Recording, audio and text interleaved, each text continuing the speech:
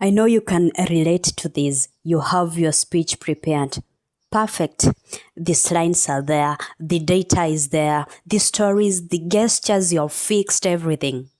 But then, in the middle of the speech, you lose them.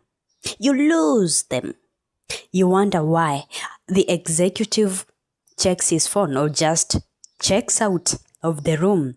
The creative person uses their creativity to ask AI if something they are thinking about is possible. So you wonder, why didn't my speech land? And that's what I want to address today. Because after what I'll give you, it's a framework used by a famous speaker who I'll mention later. This framework gives you the exact points you need to know for you to make sure that no matter who you are talking to, whether it's executives, technical people, if it's creative people, salespeople, you will know the exact format to use when tailoring a speech to them. Because mostly speeches go off because of 3 reasons, and most people don't know these reasons. So what are they?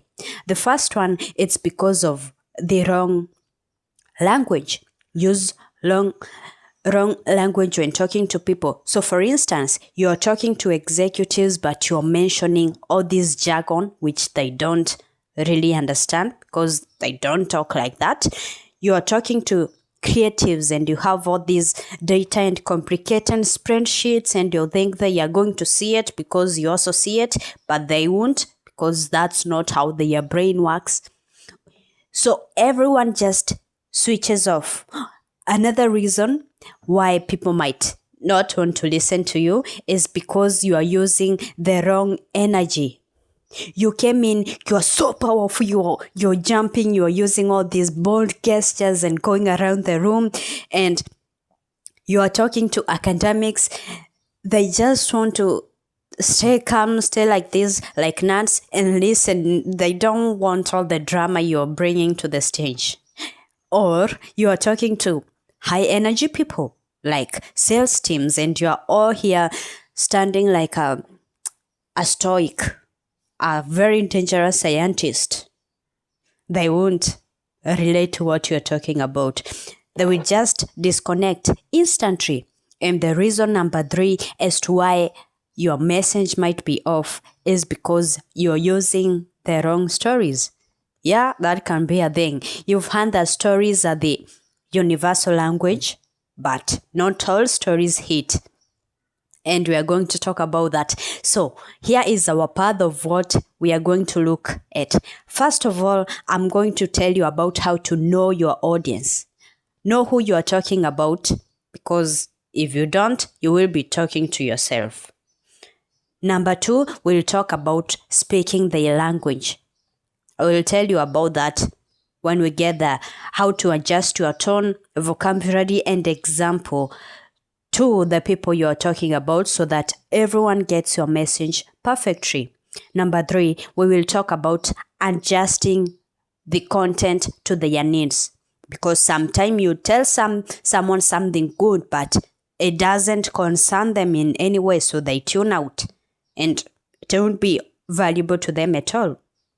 Number 4, we'll talk about matching your energy. Why you should not run when you're talking to academics and things like that. Number 5, we talk about using stories that resonate, because as I have said, a story might fail to land even if people love stories. Something important we are going to talk about, number 6, is adapting to their culture. Because believe me, what works in New York doesn't work in Tokyo. Finally, we will talk about how to test and refine your speech just in case, to make sure that you don't make those mistakes that people often make.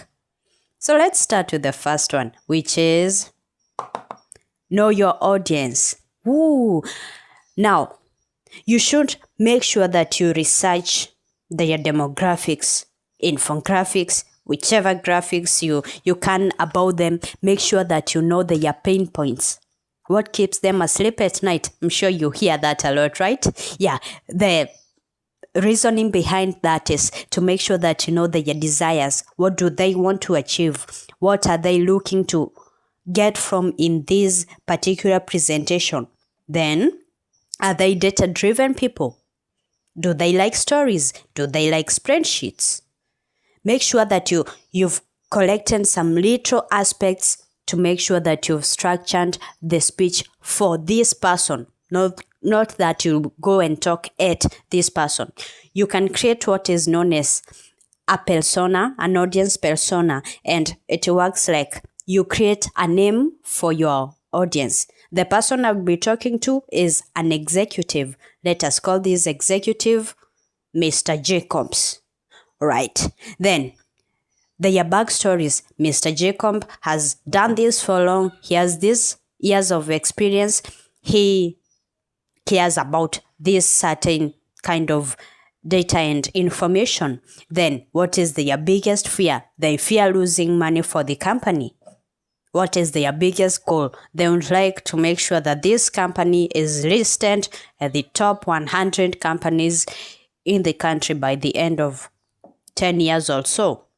Now that you know that, when you go out there, you will know how to connect to them. So for instance, if you'll be talking to executives, make sure that you researched the executives, their goal, what they, as we've mentioned in the audience persona, what they fear, what their goals are. And let's go to point number 2, where I'll tell you some of the ones you can use when talking to these people. So for instance, you want to talk to executives. The key vocabulary they want to hear are things like return on investment, scalability, competitive edge, strategic, and all those things. If you're an executive, drop some more ones of what you'd like to hear in a presentation. Then adjust your tone. Make sure that you go there confident. They don't want you to feel unconfident. If you feel unconfident, they will sense that and they might not want to listen to you, or they won't take you seriously. Be concise in what you say and make sure that you have a mentality of results first, right?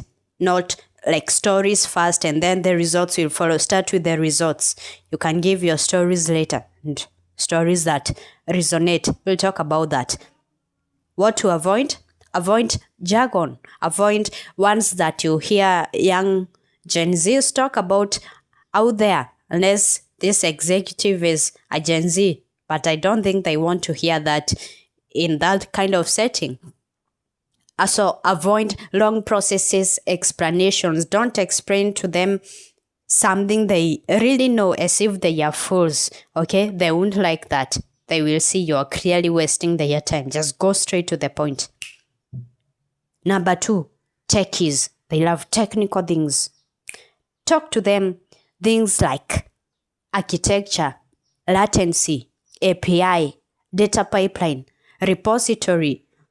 If you are a techie, drop some of the ones you'd like to hear, or some of the ones you use. About the tone, make sure that you are precise, you are logical, you are basing your information on evidence and proven concepts. So what do you avoid in this instance? Make sure that you are avoiding vague claims or oversimplified analogies. Again, they are not fools, okay? They understand what you are trying to talk about. And what if you're talking to creatives? These are people who want you to draw them a picture of what you are saying. The kind of ones you are supposed to use include vision, narrative, feel, human impact. Then, the tone. Make sure that you are passionate about what you are talking about. Passionate in your stories. You are visual.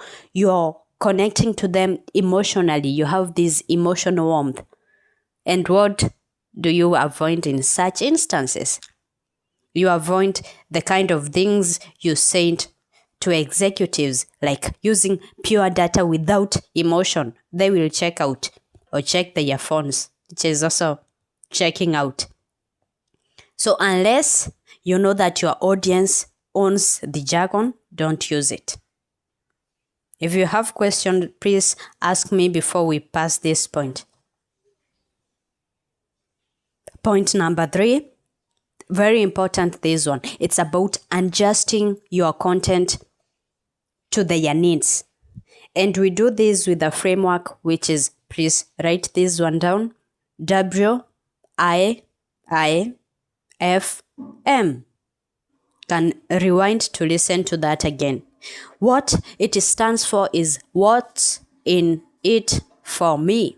What's in it for me? This is what your audience is asking themselves even before you speak.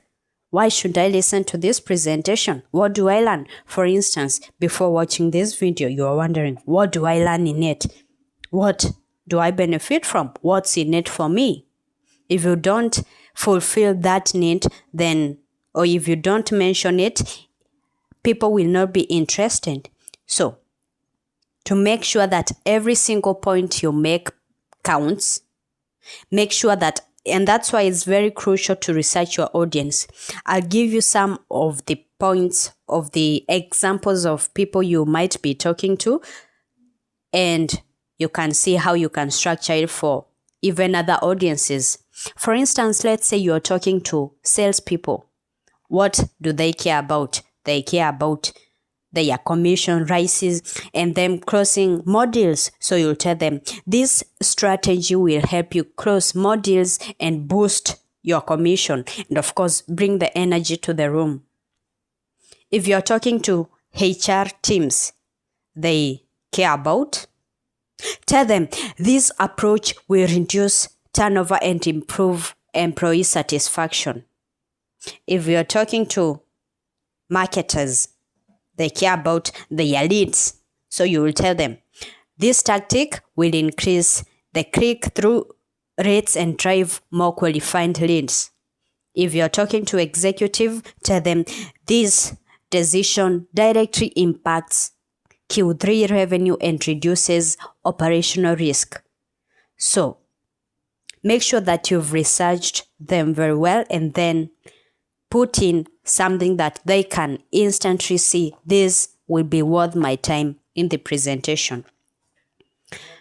Step number 4, you have to match your delivery to their energy. Make sure that your energy matches the room. For instance, I hear you can't wear a tuxedo to a jazz rock show. Is a jazz rock show a thing? But just know you don't wear a tuxedo there. Just like you don't do that, make sure that you're matching the vibe to the room. Read it very well. So this is what you do. For high energy people like sales team or launch events, make sure you're using bold gestures. You're smiling to them more. You're using dynamic movements and enthusiastic tone. Oh, English. Make sure that you're matching the excitement that everyone is bringing to you. Then, for low energy audiences, and no offense to anyone, but academics and technical reviewers sit in here. If you disagree, please bring your disagreement forth. For such people, slow down. Pause deliberately. When you pause, you give them a chance to think about what you talked about. You also give them a chance to think about what you're going to talk about next. Do not rush through your words. They want to write. They want to take notes. Then, let them process and make sure that you are prioritizing precision over the performance. What about if you want to talk to mixed audiences like corporate people or corporate town halls or all the staff in the company? This is where you mix the best of both. Moderate your pace. Don't be so fast. Don't be too slow. Vary your tone. Okay, we'll talk about tone variation. Make sure that you're making strong eye contact with the members in the room. And of course, do not connect on just the front row. Even the other people want to listen to what you have to teach. So, what is step 5? Step 5 is about using stories that resonate. Yeah, I told you, even though stories are the universal language, they do not land well on every kind of audience. Make sure that you are mirroring your story to the kind of situation you are in. So, for instance, you want to talk to parents. Excuse me. Okay. Thank you.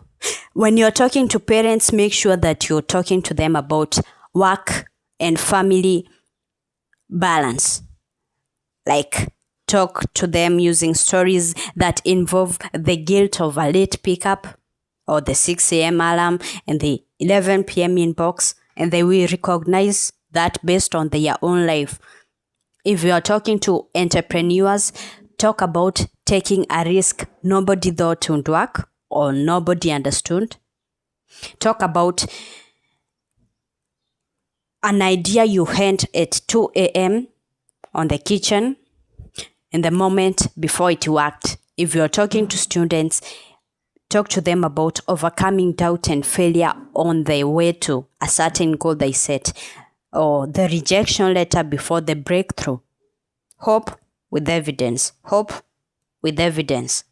If you're talking to professionals, a high-stake moment handled well or not so well, then the boardroom decision and the presentation that changed everything.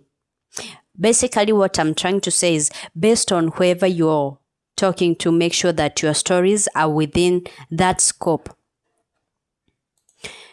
You have 5 very important points, but if you forget these other points, your story may not land so well. And it's about adapting to cultural contexts, because believe me, cultures can make or break your life sometimes. As I said in the start, what might work in New York might not work in Tokyo. And here are the reasons. So, in high context cultures, for instance, in the Southeast Asia, most of it, like Japan, China, Arab world, these people care more about relationships and the credentials, like you've gone to school for 15 years and you have 10 years of experience in this particular job. You've won these awards, and that's why you are qualified enough to talk about this. If you think it's false, please raise your disagreement. Now, in those cultures, it is saying that what is unsaid might be as important as what was said. So build a relationship before talking about the business. Make sure they trust you. Give them a reason to. Then indirect communication will be seen as respectful. Something else worth noting is that silence is not awkward. It is processing. And of course, hierarchy dictates who speaks first. Very important. I'll give you a moment to think about that. Okay, that's all. When you're talking to low context cultures, so for instance, the United States, Germany, Australia, Scandinavia, low context cultures like in the West, okay? These people find meaning in words themselves. So if you're direct, it's considered professionalism, and it's not considered rudeness. So what you do in such a situation is you state the point first. State the point and then you support it. Also, make sure that it's explicit rather than implied. Your content should be explicit rather than implied. Make sure that in your speeches, you're really respecting the time that was allotted to you. do not go overtime. It's usually disrespectful. Actually, I believe it's disrespectful everywhere, but I'll teach you how to handle time constraints, by the way, but make sure that you do not disrespect anyone by going overtime. And finally, remember that in these low context cultures, disagreement is very welcome and it's normal and it will probably occur. So get ready for it.